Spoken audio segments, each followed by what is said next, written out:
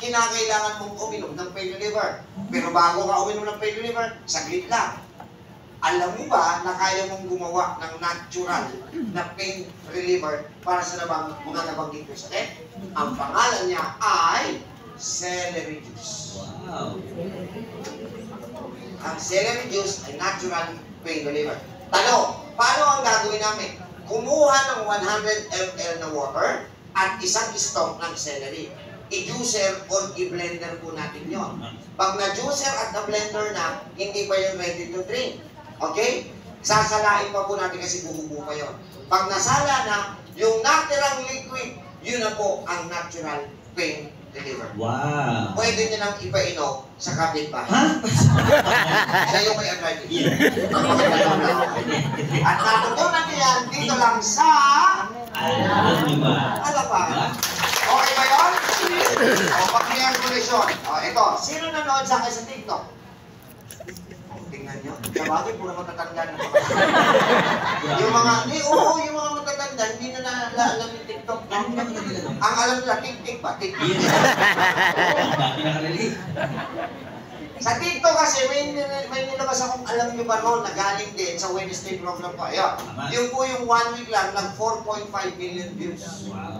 Ano yun? Ito. Alam nyo ba na ang pagtaas ng acid sa loob ng katawan dati, dalawa lang ang pangalan ng sakit. Yan po ang hyperacidity at ulcer.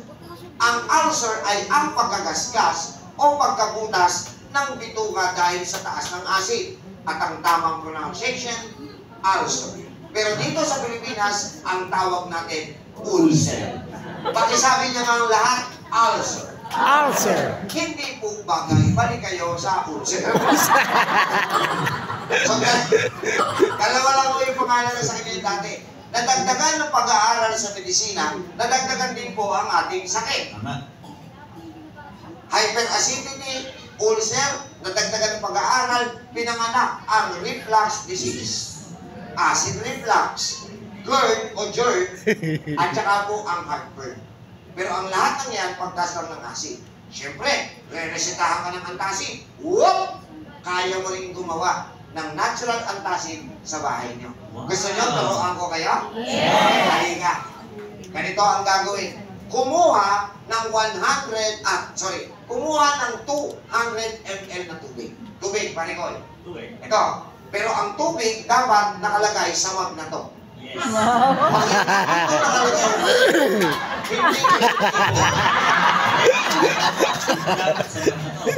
Parang Tony. Ano? Ano sa Tony? Ayan, ito na kayo na ko.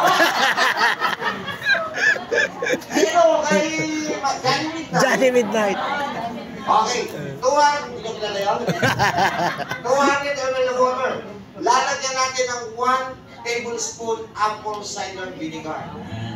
Mali tayo ng perception sa Pilipinas eh. Akala natin pag vinegar, suka, maasim, acidic. Ang apple cider, non-acidic. At lalagyan din natin siya ng half teaspoon ng Himalayan salt. Ito ha, kahit saan kayo bumili ng Himalayan salt, hanapin nyo lang yung ganitong tatak. Ang tatanungin mo ako, anong tatak? Ano tatak? Hindi pa. Puro ka pogi. Okay. Hahanapin nyo po yung ganitong tatak. Bakit? Anong tatak? Bakit? Anong tatak? Yan. Hair foro. Ganon. Kung hindi ito yung tatak, hindi tatalam. So ulit. Joke lang, joke. Kahit ano. 200 ml water, 1 tablespoon apple cider, half teaspoon Himalayan salt. Kailangan i-dilute maigi. Yes. Pag tunaw na po yung asin, yun, pwede na po yun. Inumin? Hindi, itatapon sa kanila. Iinumin po tuwing umaga, dapat wala pa Puti at saka... Yan na, mag-inom po yan. Pero dapat pagkagising mo, bumuga muna. Yes.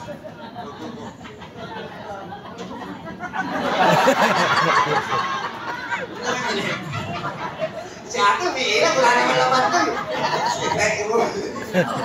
ibubuga po yun.